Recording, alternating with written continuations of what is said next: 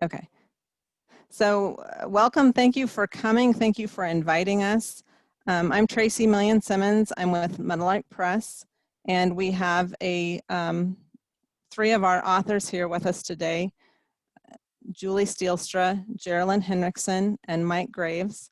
We have a short presentation for you all, and then we are going to be live for questions and answers. So we would love to have a discussion with you when our presentation is complete. And I'm going to share with you now.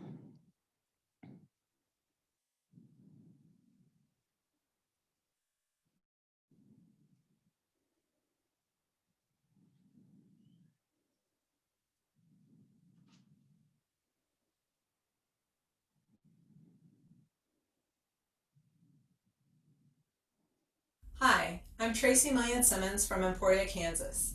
I am the owner of Meadowlark Press. Thank you for inviting us to the Kansas Library Association conference. I've been a book lover for as long as I can remember, and I wasn't only reading them, I was making them. Beginning with the junior high newspaper, I began seeing myself as a story keeper, someone who preserved events and told the stories of our time.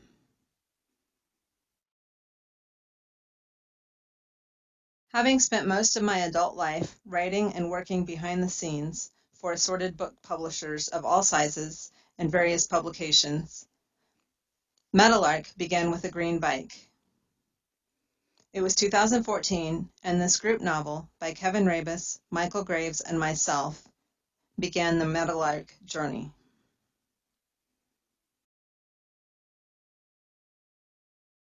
Today, we are an independent press with a focus on Midwest regional authors. We publish memoir, poetry, short stories, and novels. To date, we have published 28 books and counting. In 6 short years, we have published 2 Kansas notable titles.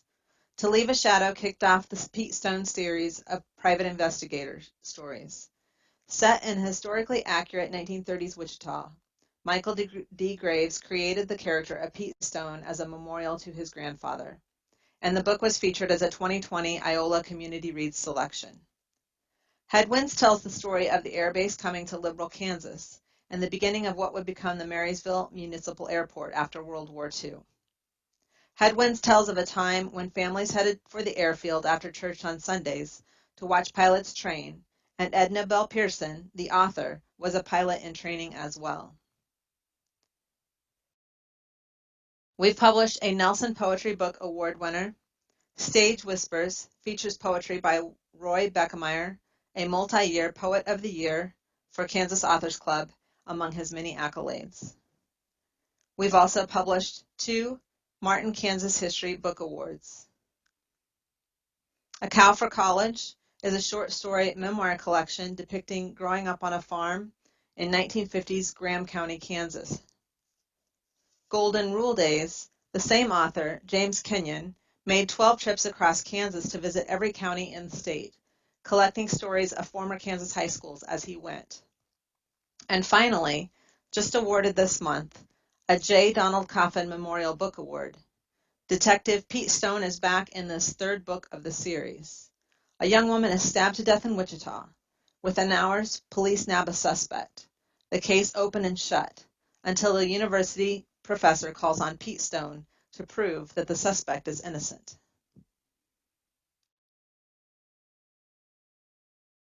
But in my mind, all of our titles are award winners because they tell the stories of people like us. Meadowlark books feature people who grew up under big skies or fell in love with them later in life. Meadowlark authors don't think of landlocked as a negative, and they have a special affinity for small towns, being neighborly, for adventures far and away, and for coming home again.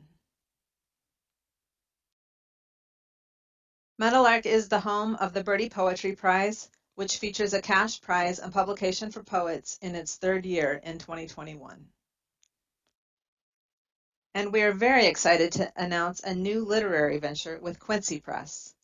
105 Meadowlark Reader is a Kansas journal of creative nonfiction to be published twice yearly.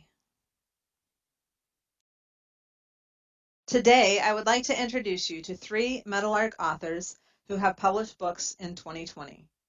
These Kansas-centric stories will ground you, inspire you, and give you a moment of respite from these turbulent times. Julie Stielstra is the author of Meadowlark's very first YA novel. This is the story of Katie Myrtle, a young woman from Chicago who finds herself with relatives in Kansas for the summer after her father's suicide. I'm just going to say that I was captured by Katie's story from the start, and I am so pleased to include this title on the Meadowlark bookshelf. Good morning, everyone. I'd just like to start by saying how absolutely delighted I am to have been invited to talk to you this morning, largely because you are my tribe. I have been a professional librarian for many, many years. I've worked in public, university, government. I did a stint in an art museum, and most recently medical libraries for a very long time. And nothing would please me more than to have you all interested in my novel, Opulence, Kansas, to share with your patrons and your communities. I'm sharing the panel today with 3 people with deep roots in Kansas, and I guess you could say I'm coming in as the outsider. I was born and raised in Michigan. I've lived in Ohio and Arizona, and most recently, unfortunately, the Chicago area. And I didn't set foot in Kansas until I was 40 years old. And even then, that was on the drive out to Colorado, where my husband and I and our 2 dogs would go on camping and hiking and birdwatching adventures. And we would split the trip halfway across in Great Bend. Well, one spring, after I had started to become pretty seriously interested in bird watching, I discovered Cheyenne Bottoms north of Great Bend. And I literally sat in a chair there and watched this amazing parade of birds, of herons and grebes and coots and ibises and egrets and godwits. And they all just paddled and floated and trailed by practically at my feet.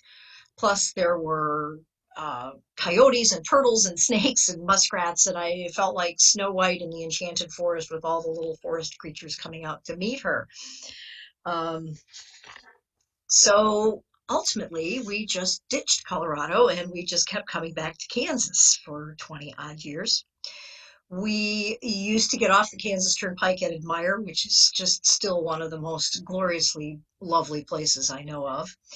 And when we would turn off that turnpike at Admire and head west on 56, we would look at each other and go, ah, yes, we're here. We're in Kansas now. At that exit was a little one-person toll booth, which inspired me to write a short story that was published in the New Plains Review out of Nebraska.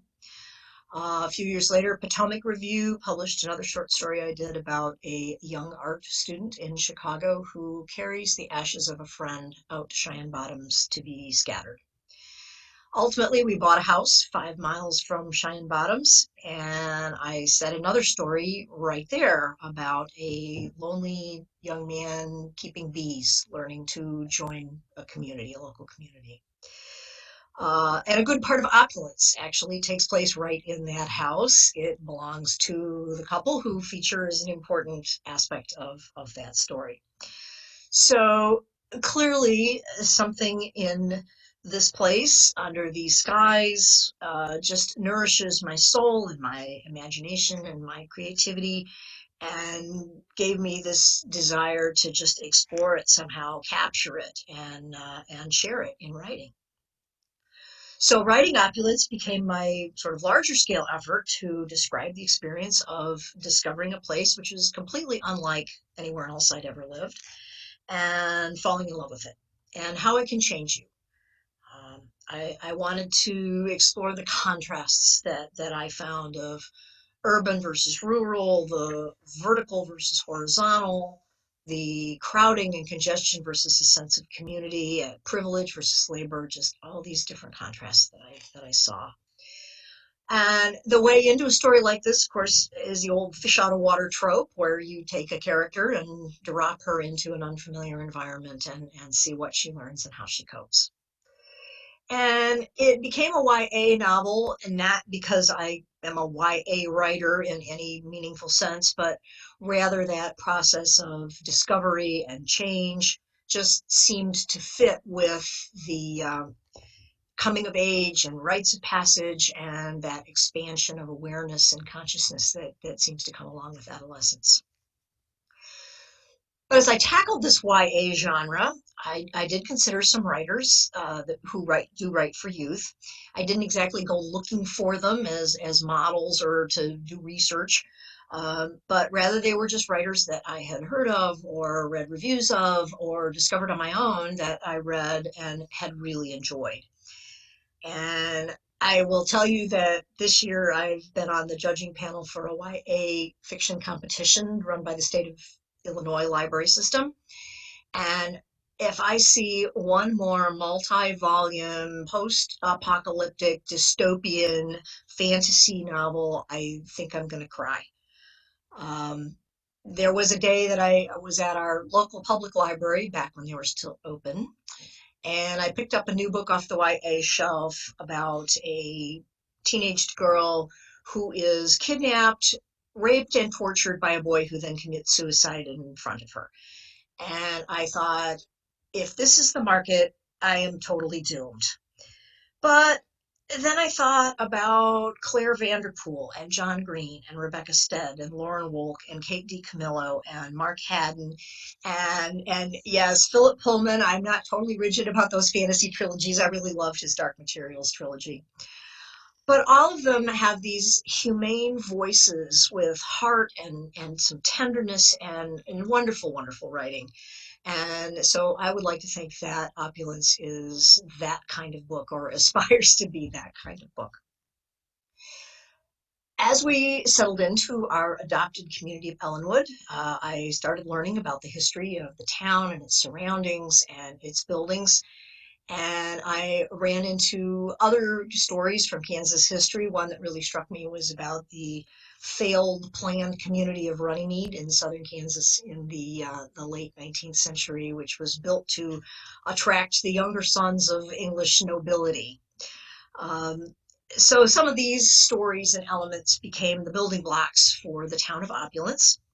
It became the setting for a privileged but not spoiled teenage girl, Katie Murdahl, coming in from the big city to learn about the gifts and the richness and the challenges of a very different kind of a place.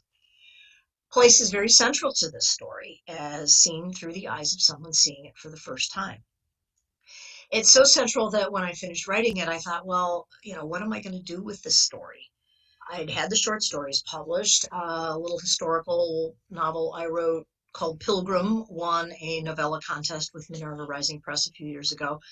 But I never peddled a novel with queries and pitches to agents, and all the agents seem to work out of New York City. And I just thought, how are these folks going to look at this quiet little novel that doesn't have any axe battles or vampires or teenage superheroes and set in Kansas of all places, right?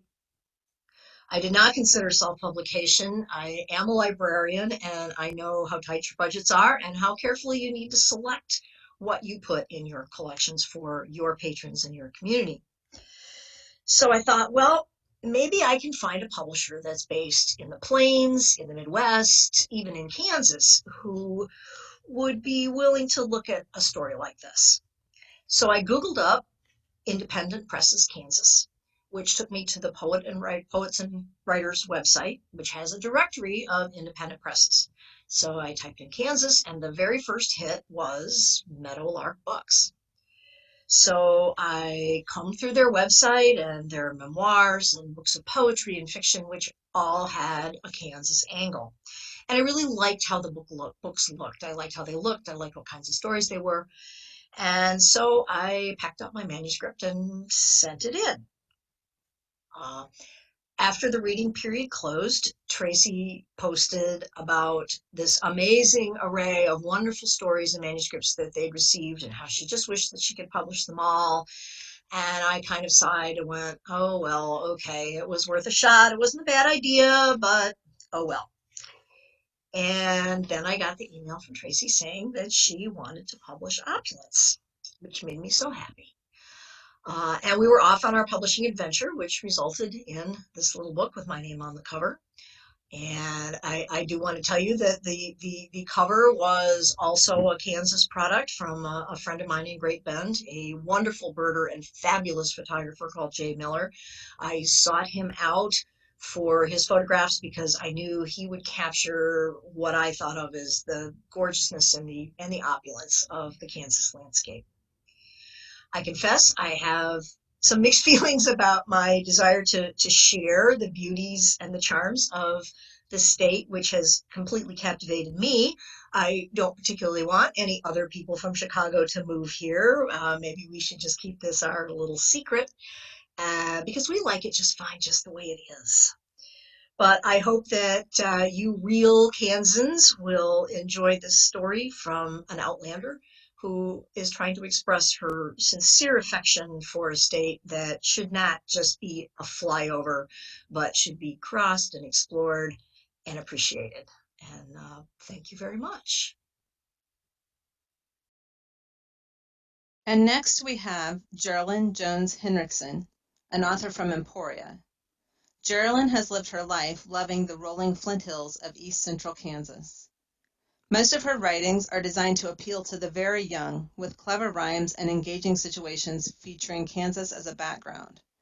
This story, A Time for Tears, is a departure. Listening to her father's experiences and remembering his return from World War II raised questions that, with time, grew into a demanding desire for answers. What was the impact of this war on children her own age, who found themselves in the middle of conflict? Jerilynn felt compelled to write this story. The book, a result of research, memories, and imagination, is designed to inform young adult readers of today about this terrible time for tears. Hello, everyone. I'm Jerilynn Jones Henrikson, and I have written a young adult historical fiction book titled A Time for Tears, which chronicles the lives of 3 young people during the World War II in France, each of them taking their separate journeys and finally meeting up to create this story. You'll notice in the background this lovely scene, and this was taken from a riverboat of a house on the bank. And when we went by this place, I saw this house and was really enchanted by it and had my husband Dwayne take a picture. And it is to be the cover of the book. So I'm really excited that both of us have input into this story. I was inspired to write the story by a trip to France that we took in 2018 when we saw this house. We also ran into a lady in the town of Vienne. I was sitting on a bench and Dwayne was off taking pictures, and it was kind of rainy and misty and there weren't very many people out. And she went striding by me as I sat there on the bench, and she kind of looked down at me and took note of my clunky white shoes. And she was all dressed up and just looked beautiful, and she was wearing high heels, walking on those cobbles that practically crippled me. So she inspired me. And I thought of her as living in this house because it's tall and narrow, just like she was. Now, originally, I thought of a children's book because that's been my forte up until now. I like to write books for kids. So I thought about maybe the title would be The Tallest, Most Beautiful Old Lady in France. And I had visions of her living in this house with her short, round, balding husband.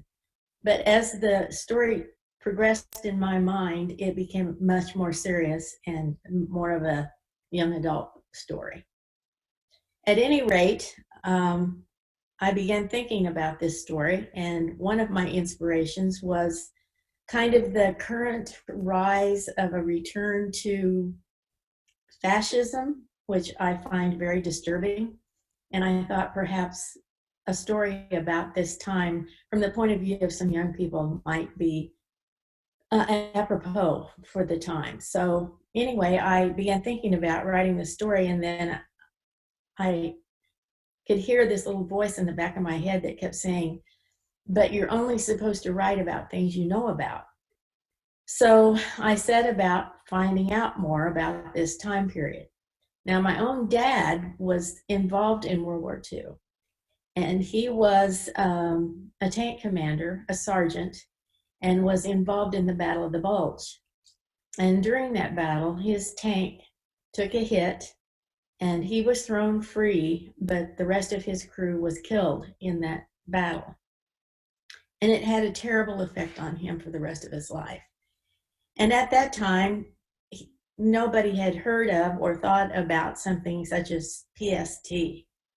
And so he was kind of, I guess they might have called it shell shock, but it really made an impact on the rest of his life. And that also inspired me to write this story.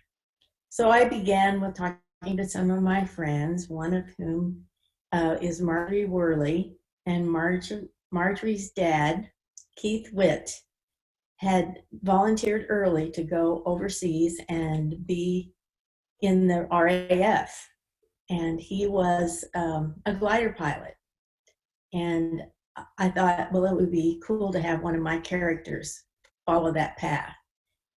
And part of Keith and Marjorie's story was that he left the day she was born. And I included that as a detail in the story. Then from there, I began doing some reading, and there were 3 particular books that kind of helped me fill in my knowledge. One of which is called The Wolves at the Door. And this story is about Virginia Hall, who was an American diplomat in Poland. And from there, she got involved with the SOE, which was a group of commandos organized by Churchill.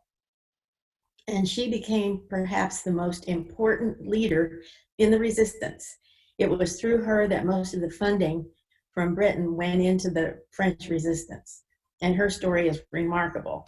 I also read a book called The Saboteur, and it is about an aristocrat named Robert de la Rochefoucauld, and he was also a very important commando. In fact, he was captured by the Nazis twice and escaped both times. And in both of those instances, he had to kill somebody to get loose. He was only 17 when he got involved. Then I also read a book called A Village of Secrets, and it's about the village Le Chambon-sur-Lignon, which is an important part of my story. It's a village where the local Huguenot population saved probably as many as 5,000 Jewish people. And that town had become renowned as a place of refuge. During the Spanish Civil War, if people were fleeing the plague or tuberculosis, this was a place in the Haute-Loire region of France where they could go up to the mountains. It was cooler, the air was fresher. They ate a lot of vegetables, and many of them recovered from diseases and found refuge there from all kinds of problems. Then I also read a little book by Robert Hibras called The Tragedy Hour by Hour. And this is about the little town of Oradour-sur-le-Glane, which was destroyed by the Nazis shortly after the D-Day landings. And it is now, it's a memorial. It was designated as such by President Charles de Gaulle shortly after the war. When he passed through it, he was so taken by the tragedy that he declared it to be a memorial. And you can walk through it if you visit France today, and you have to be quiet. It's like a sanctuary. It's a holy place, and it was declared to never be rebuilt and left as is. So the story begins with each of the 3 families of these 3 people and how they got involved into the war. And it progresses as they meet up with each other. They also meet a really bad Nazi. You have to have a terrible villain, to make a good story. And so he fits the bill. He's blue-eyed and very handsome, but his eyes are like ice. And he's a very wicked man, and he doesn't hesitate to kill children, old people. I think he's quite a successful villain. At any rate, I enjoyed the research. I enjoyed people helping me. I had several friends that read through different iterations of the story and made suggestions, and I've really enjoyed the process, and now I hope to enjoy the rewards. And Tracy is helping me with Meadowlark Books, and I'm excited for that collaboration. Thank you for listening. And now I am pleased to introduce Michael D. Graves. Mike's first Pete Stone novel, To Leave a Shadow, was selected as a 2016 Kansas Notable Book, giving Meadowlark quite a start. That book was followed by Shadow of Death, and this year, All Hallows Shadows, the third Pete Stone novel, was selected as a 2020 J. Donald Coffin Memorial Book Award winner.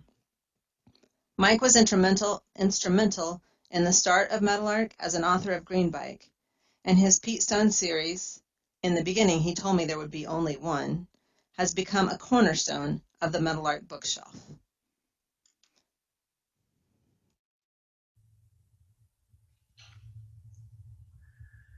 Hello, and thank you for letting me speak with you today. My name is Mike Graves. I have written a series of detective novels set in 1937 Wichita. The character's name is Pete Stone, and I'd like to talk to you a little bit about how this character came to be and how I did the research for these books. And specifically, I want to make sure that I thank you for the help that you've shown and given me as I do my research. Pete Stone is a character in 1937 Wichita, and he was born when I recalled my grandfather's last words to my father, which were, "Tell the boys not to forget me." And I realized a half century after that I hadn't forgotten my grandfather, but I never really knew him like I wanted to. And I thought, why not write a story about his time and place, put him in it as the lead character, and find out a little bit more about what it was like to walk the streets of Wichita in 1937. What movies did he watch? What newspapers did he read? What was going on? Maybe I could understand and learn more about him. My grandfather was not a detective. That's pure fiction. But I wanted the backstory to be as accurate as possible. I wanted to know what was going on in 1937 Wichita. And we're often told as writers, write what you know. I didn't know 1937, and I'm still learning. I've always been fascinated by the Depression years, but I'm still learning. I just didn't know about the city at that time. So my first stop was the Wichita Public Library, absolute first stop. And I still have a business card from Michelle Inke that I collected on that first trip. And she showed me where the microfilms were, got me started on reading some of the newspapers from that era, Wichita Eagle. Gave me a wonderful map of 1940 Wichita that I use all the time when I'm running Pete Stone all over town. So I'm still very, very grateful for her help and at that time. Then I went to your convention webpage and saw your theme for this year, Big Think, Innovation, Inspiration, Impact. And I want to let you know that the librarians that I have visited with have inspired and impacted me in many, many ways. Kathy Buckman, for my latest book, I met Kathy at one of my readings and I visited with her and said, I'm really looking for some information about Wichita State University, then known as Municipal University of Wichita. I needed to know what the campus was like, what the buildings were like, what the student body was like. And she sent me to Sonora Jackson, her former student, who is at Wichita State University in the library. And between Sonora Jackson and Mary Nelson, also at Wichita State, I got a link for the yearbook from that era. And it was a 1937 yearbook. And it had absolutely everything I needed. I hadn't even left my home and had this wonderful resource at my fingertips. So I'm very grateful to those people. Some other names that popped up on your website: Bethany Odell, Terry Summey from Emporia State University, and Robin Newell and Molly Chenault at Emporia Public Library have all been very, very helpful and instrumental in my work in creating this character and his adventures. So thank you all. Thank you all for what you do. So now I'm in 1937 Wichita, and I wanted to learn more about the places I say. My wife and I visited many of the museums in town, been very, very helpful. We went across the street from when the public library was on Main Street. We went over to the Wichita Sedgwick County Historical Museum. And there's a wonderful collaborative website that you have created. It's between Wichita Public Library, Wichita State University, and the Wichita Sedgwick County Historical Museum, called wichitaphotos.org. And there are hundreds of photographs from just after the Civil War into the 2000s. And so I keep that on my homepage. And when I need a little more information or backstory for my work here, I click on the photographs and look through, and I'm constantly inspired by some new photograph that I see. For example, I'm working on a fourth manuscript right now, and I wrote a sentence: I drove to my office downtown. Very boring. I drove to my office downtown. I wanted to give it a little more color, a little more detail. So I went to wichitaphotos.org and looked at a couple of pictures and replaced that sentence with this: I crossed the river and drove east into downtown. At Douglas and Main, two clerks in shirt sleeves and bow ties arranged a display of menswear in the window of Hinkle's Dry Good Company. At the northeast corner of Market and Douglas, customers milled on the sidewalk outside the entrance to the Fourth National Bank. I glanced at my watch. The bank would open soon. I thought of Percival Gilman, the bank's cashier, and Agnes's husband, working inside the imposing structure, striving to gain the trust and confidence of his customers, ever vigilant of his image in the community. A quote from Jacob Marley's Ghost popped into my head: I wear the chain I forged in life. So one click, didn't leave the house, and I was able to turn a boring sentence into a paragraph that was a bit more descriptive. Thank you very much for that. Then we have visited the Kansas Aviation Museum, Historical Society, and there's another wonderful website, Wichita Landmarks. And even in this time of COVID, I'm able to continue doing my research. So I'm very grateful to all of you for what you've done, and I appreciate you very much. And I'm glad to have this opportunity to say thank you. Thanks a lot.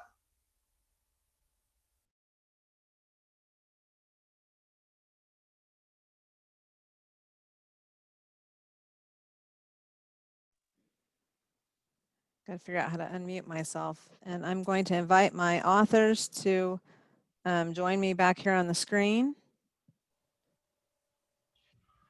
There's Julie and there's Mike. And then we are now available for questions, discussion. What do you all want to know about? Let's see, do we have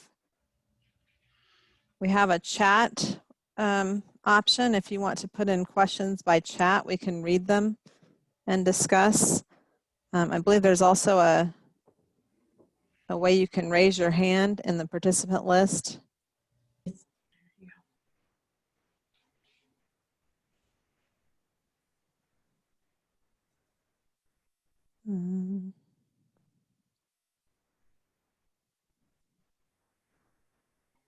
Boy, there are a lot of people here. I have to tell you, I've given a lot of presentations in the last couple of weeks, and I feel like I'm on the stage with my stars here at the library. I don't know if all the authors feel this way, but librarians are my favorite people. That's like my place. I'm excited to see so many of you here. I agree. I came from, well, I have not been a librarian as Julie has, but my mom's sister and my dad's brother were both professional librarians, spent their careers as librarians. And they were very important to me in fostering a love for books throughout my life. So I appreciate all of you.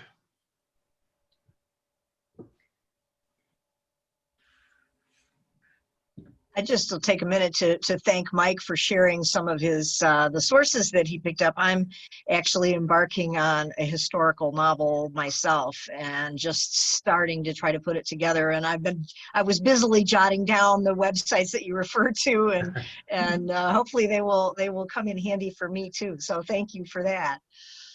Well, you're welcome. I sometimes feel a little guilty because, especially now with COVID, we're not able to get out. But so much of the research is so easy because you can just click a button. I'm still learning. Hi, Kathy. How are you? Hi, Kathy. We do have one comment here from Nicole. She says, okay. "What wonderful books. Thank you for sharing with us. Does Meadowlark publish children's books as well?" In fact, we have the 2 young adult books, Julie's and Jerilynn's, that are here with us. They are our first young adults. And no, I have not at this point published any children's books. But as you can see from the diversity of our bookshelf, that's probably not out of the realm of possibility. So. I have a question. Oh dear. Yes. Who's there? Can you hear me? Yes. Yes. So I had to step away for a few minutes, so maybe you already covered this. But how do you, okay, so I already own Mike's books, but what if I want to buy Julie's and Jerilynn's? How do I order them from you, Tracy? So all of our books can be bought, of course, directly from me, Meadowlark Books, or the authors. But what our goal is to make all our books easily accessible. So wherever libraries typically order their books, our books should be available through those channels. That's the goal. They should be easy for you to get. So, but worst case, you can always go to meadowlark-books.com, and we have a bookstore link. We love our indie bookstores, so we're at Watermark Books, the Raven Bookstore, Claflin in Manhattan carries many of our titles, and we're always hoping to grow that. So do a search, you should be able to find us. Okay, perfect, thank you. And Mike and Julie, you did a nice job on your author readings the last 2 nights. Well, thank you. Thank you, Kathy. Thank you. Very fun. I'll just Sam? chime in on terms of access that I was really tickled when the Kansas State Library included Opulence in their cloud library collection. So, that's another way, because I think most of what we've got out is available both in paperback as well as ebooks through various venues like Ingram and Overdrive and some of those resources too. Yes. Thank you. Jerilynn, you need to do a reading. Okay, thank you. We'll make that happen. Come over, I'll read to you. Sam Jack from Newton asks, I see you take open submissions, and I'm guessing you get a high volume. How do you keep up with that? That's a really good question. And the last open reading period we had was enormous and a little overwhelming. My, I think, initial response was to read and read and read and then kind of freeze, as Julie mentioned. So I'm basically recruiting helpers at this point. I've had kids from ESU come in and work as interns, and all of our authors have brought, basically different people with them who've helped with the books. So I've got kind of a growing reading team that will help us get through the options this year. And the more we do, the less I'm doing it by myself, which is nice. We have a publicist now. We have an editor who's, she's not strictly Meadowlark, but we're getting a lot of people that we can turn to for help. So with a little help from our friends, that's the answer.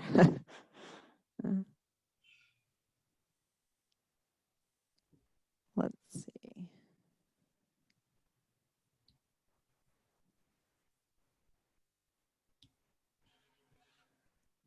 It's 9:40. I don't know. Do you have anything else about publishing you'd like to share with people?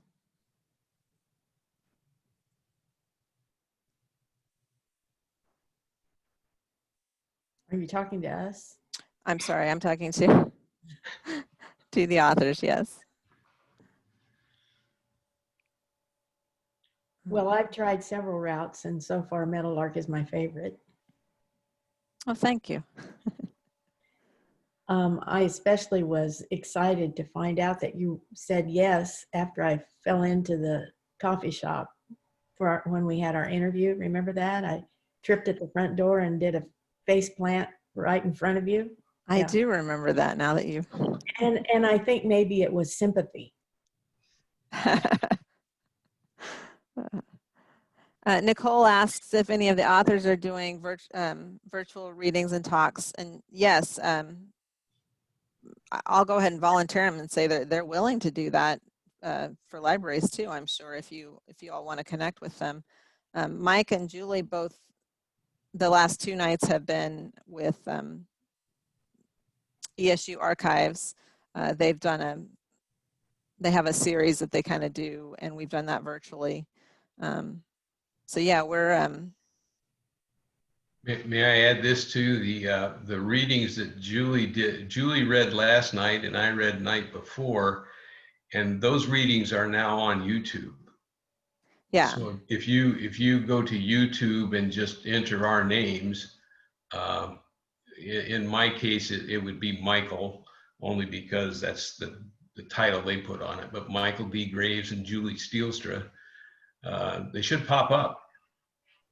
You'll probably get cat videos from me too, but you can also, I believe, just go to emporia.edu/live, and then there are links that should take you straight to the recorded versions of our readings. So they're pretty easy, should be pretty easy to get to. Yeah, good. And we'll have those archived from the website and from our Facebook page too. I think we've linked them. So thanks for asking. How does Meadowlark help with marketing, submitting for awards, etc.? Initially Meadowlark, I kind of thought of us as a bridge between the person who would be the independent author and, someone who was maybe more traditionally published. We're definitely more partners with our authors than maybe a traditional publisher might be. But marketing is something we're definitely focusing more on. And I don't know that, I still don't think we do it well enough, but we're learning and we're getting better. So how we kind of try to guide them, and gosh, this feels like such a hard question, especially this year where our marketing, with COVID, we basically had 3 books coming out as everything was shutting down, and we weren't really sure, how to move forward. So we just kind of soft releases, I guess. We just let it happen, and then we finally, now we've jumped on Zoom, and we've actually done a virtual release now, which was fun and worked really well once we got into it. We do submit for our authors to awards. We do a lot of review copies, and we now have access to NetGalley, for instance. That's a fairly new thing for us, but we're getting our books up early for reviewers to see.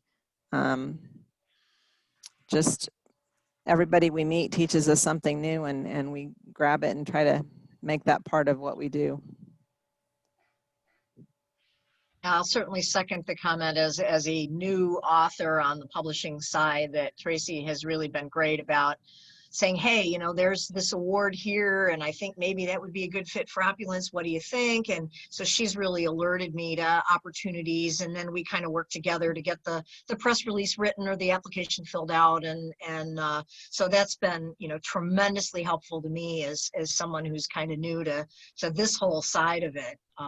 It's really been a huge learning experience. I'd like to add this. I had no idea where this was going to go. Tracy mentioned earlier that I was going to write one book, and it was even worse than that. I said not only one book, but I only wanted 24 copies. I wanted to give 24 copies to my friends and family, and that was going to be it. And I had no idea what she had in mind. I can't tell you how all I can tell you is she waved the wand. And the next thing I knew, the first book took off. She submitted it to some places. She said, what's the second book going to be about? And when are we going to get it? And that was in 5 years ago. I think we published the first one in November of 2015. And now we have 3 of them out there. So I can't tell you how it happened, but I can tell you it happened. And I can tell you it wasn't my fault. It was all Tracy. Thank you, Tracy. Thank you. I'm ready.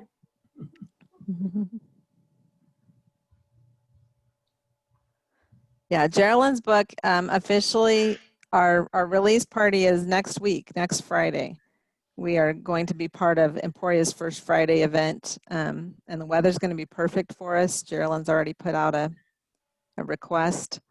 So we'll have books for sale with Emporia's monthly First Friday. That's going to be a fun event. Well, I thank you all for inviting us, and Jerilynn is going to be in front of Granada Coffee Company on Friday, November 6th. And Mike will be there too with us, actually. So we might have a few extra Meadowlark books as well. And the weather's going to be beautiful. Beautiful and not rainy.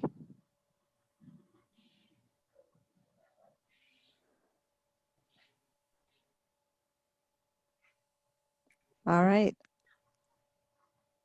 Kathy, if you stop by, I'll read to you. Okay, I will. I know where you live. Yeah, I know. It's a big house. Are we going to find you in there? There's this recliner.